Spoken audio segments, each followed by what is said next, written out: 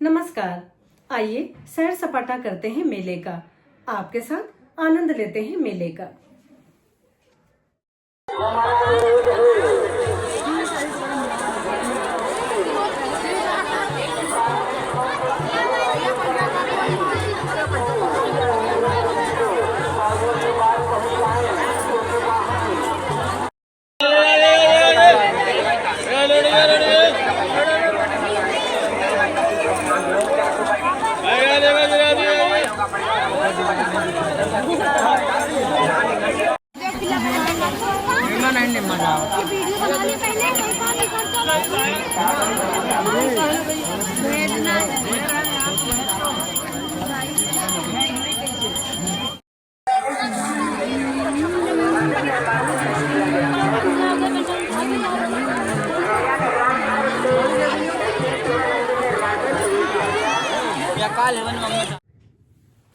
अभी आप सभी ने एक झलक देखी मेले की। भारत के न केवल ग्रामीण समुदायों में बल्कि नगरीय समुदायों में भी धार्मिक, आनुष्ठानिक और त्योहारों के अवसर पर मेलों के आयोजन की सुदीर्घ परंपरा रही है। कुंभ मेला, राजस्थान के पशु मेले, हरियाणा का सूरजकुंड मेला, मैनपुरी जिले के बैवर नामक स्थान पर लगने वाला शहीद मेला, ग्वालियर का व्यापार मेला, मेरठ का नौचंदी मेला, बाराबंकी का देवा शरीफ का मेला इत्यादि अत्यंत प्रसिद्ध मेले रहे हैं। इसके अतिरिक्त सरकार द्वारा प्रायोजित मेले भी वर्तमान समय में अत्यधिक प्रचलन में आ गए हैं, जैसे विभिन्न स्थानों पर आयोजित किए जाने वाले पुस्तक मेले, किसान मेले या फिर व्यापारिक मेले। स्पष्ट है कि मेले कई प्रकार के उद्देश्यों की पूर्ति भी करते हैं। पहला, मेला धार्मिक और सांस्कृतिक हितों की पूर्ति पर आधारित होता है और दूसरा, व्यापारिक या आर्थिक हितों की पूर्ति करने वाले मेले भी आयोजित किए जाते हैं, जिसके अंतर्गत पशु मेलों को रखा जा सकता है। उदाहरण स्वरूप पशु मेलों का उल्लेख किया जा सकता है। मेलों की कुछ श्रेणियां भी हैं, जैसे कुछ मेले ऐसे होते हैं जो एक निश्चित समय पर निश्चित अवधि के उपरांत निरंतर आयोजित किए जाते हैं। उनकी प्रकृति साप्ताहिक होती है, पाक्षिक होती है या कभी कभी मासिक भी होती है। प्रत्येक माह में किसी एक विशेष तिथि को आयोजित किए जाते हैं या सप्ताह के किसी दिन में या किसी पक्ष के किसी एक दिन में अमावस्या या पूर्णिमा को आयोजित किए जाते हैं।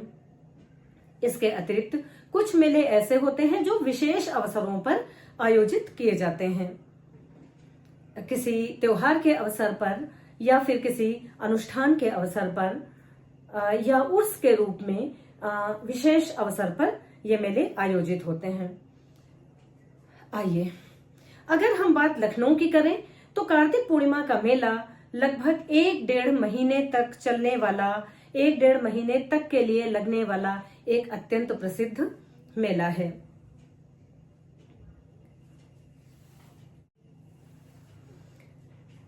मेरी जन्मस्थली और मेरी कर्मस्थली दोनों लखनऊ जनपद हैं। मेरे शोध का विषय भी लखनऊ जिले की बख्शी का तालाब तहसील का एक गांव रहा है, जो कि समाजशास्त्रीय इतिहास में मोहाना के नाम से प्रसिद्ध है। वर्तमान समय में यह गांव गोहाना कलां के रूप में जाना जाता है।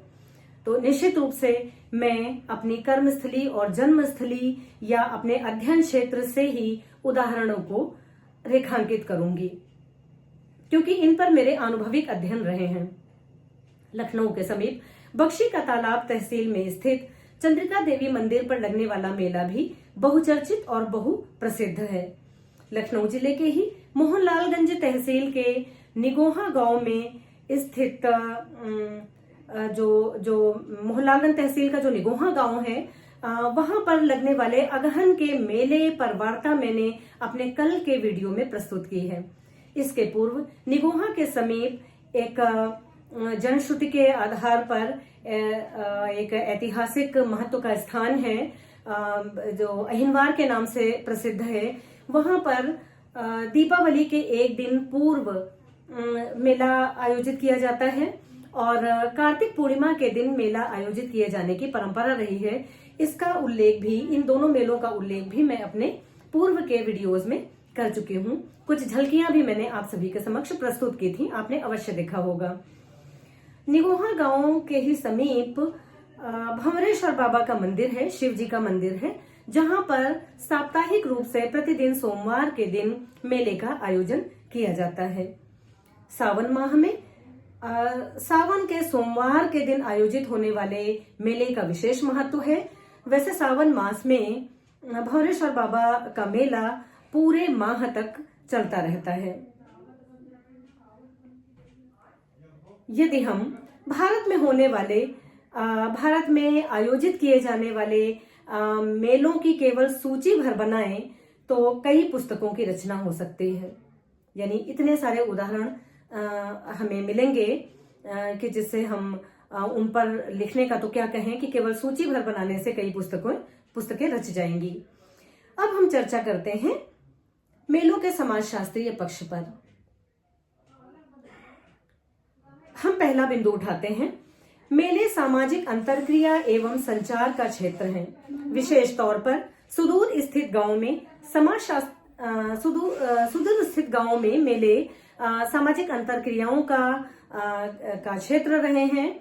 और मैं यहाँ पर यह उल्लेख करना अत्यंत प्रासंगिक मानूंगी कि स्वतंत्रता के पूर्ववर्ती जो ग्रामीण समाजशास्त्र के विश्लेषक रहे हैं, ब्रिटिश प्रशासक जिन्होंने भारतीय गांवों का अध्ययन किया, मानव शास्त्रियों ने जिन्होंने भारतीय गांवों का अध्ययन किया, उनका मानना था कि भारतीय गांव विलगित हैं, लघु गणतंत्र हैं, एक आत्मनिर्भर इकाई हैं और वे पूर्णतः बाह्य आक्रमणों से, बाह्य संपर्कों से मुक्त हैं।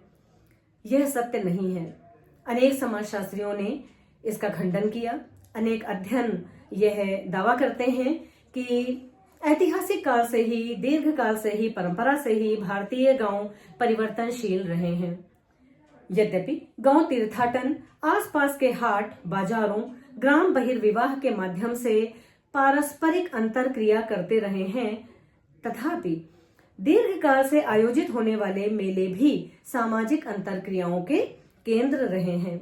न केवल आसपास के व्यक्ति मेलों में भाग लेते हैं, बल्कि दूर दूर से लोग आते हैं और मेलों में अंतरक्रियाएं करते हैं। मेले सांस्कृतिक आदान प्रदान का मंच प्रदान करते हैं, नातेदारों से मिलवाते हैं, पुराने मित्रों से मिलवाते हैं, जिससे कि संबंधों में प्रगाढ़ता एवं जीवंतता आती है। मेलों में किस प्रकार से वर्षों पूर्व बिछुड़े हुए लोग मिलते हैं, इसका सजीव वर्णन अमावस्या का मेला यानी अमावस्या का मेला, जो कि कैलाश गौतम की एक प्रसिद्ध रचना रही है, उसमें बड़ा सजीव चित्रण किया गया है।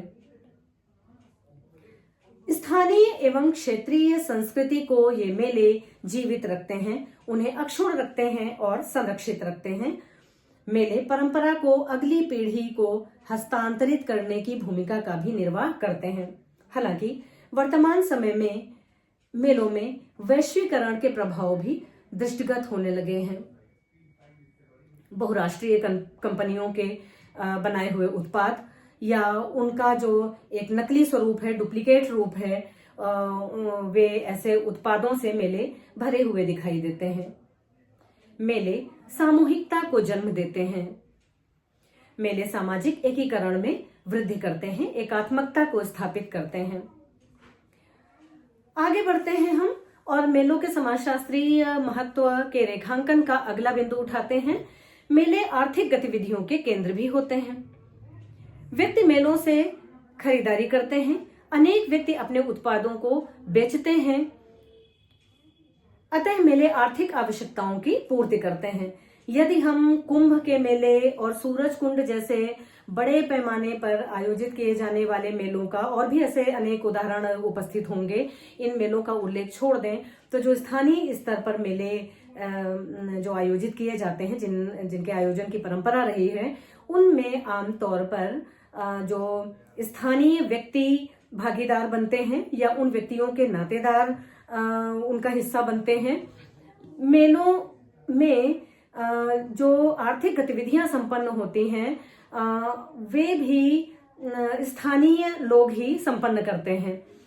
इसे एक उदाहरण से समझेंगे, जैसे कि कृषि उत्पादों से संबंधित या कृषि उपकरणों से संबंधित जो आवश्यक वस्तुएं हैं, कृषि से संबंधित जो चीजें हैं, जैसे उदाहरण स्वरूप हम कह सकते हैं कि इंजन का पट्टा है, या फिर रस्सियां हैं, या चलना, जो कृषि उत्पादों को चालने का काम, छानने का काम किया जाता है, चलना है, चलनी है, तराजू है। तो इस प्रकार की वस्तुएं लोग मेलों में बेचने के लिए जाते हैं, और जो कृषक परिवार होते हैं वे उनसे खरीदारी भी करते हैं। अतः मेले आर्थिक आवश्यकताओं की पूर्ति करते हैं। हाँ, एक बात और उल्लेखनीय है कि मेलों का वर्गीय चरित्र भी है। अगर हम बड़े आयोजनों, बड़ी प्रकृति के मेलों का संदर्भ छोड़ दें, तो जो स्थानीय स्तर पर मेले आयोजित किए जाते हैं, लगते हैं, उन मेलों का वर्गीय चरित्र भी होता है।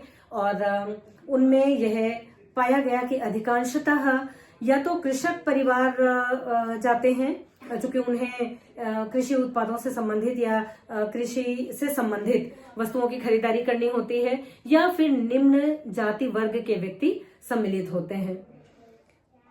उच्च वर्ग के व्यक्ति मनोरंजन के लिए तो जाते हैं, या फिर धार्मिक स्थानों पर लगने वाले मेलों में दर्शन इत्यादि के उद्देश्य से जाते हैं। लेकिन जो क्रय करने के उद्देश्य से, या बाजार के रूप में कहना चाहिए, बाजार के रूप में मेलों का उपयोग निम्न वर्ग के व्यक्ति अधिक करते पाए गए हैं। आगे बढ़ते हैं। मेले मनोरंजन के परंपरागत साधन हैं, जहां जाकर व्यक्ति लेजर टाइम या फुर्सत के क्षण बिताते हैं, अवकाश का समय बिताते हैं। वे मानसिक शांति, नीरस दिनचर्या में परिवर्तन और प्रसन्नता का अनुभव करते हैं। समाजशास्त्रीय लहजे में कहा जा सकता है कि मेले मानसिक स्वास्थ्य की वृद्धि के संदर्भ में प्रकार्यात्मक सिद्ध होते हैं। जल्दी ही हम फिर उपस्थित होंगे आप सभी के समक्ष अपने एक नए विवेचन के साथ। तब तक के लिए आज्ञा चाहती हूँ। बहुत बहुत नमस्कार और धन्यवाद।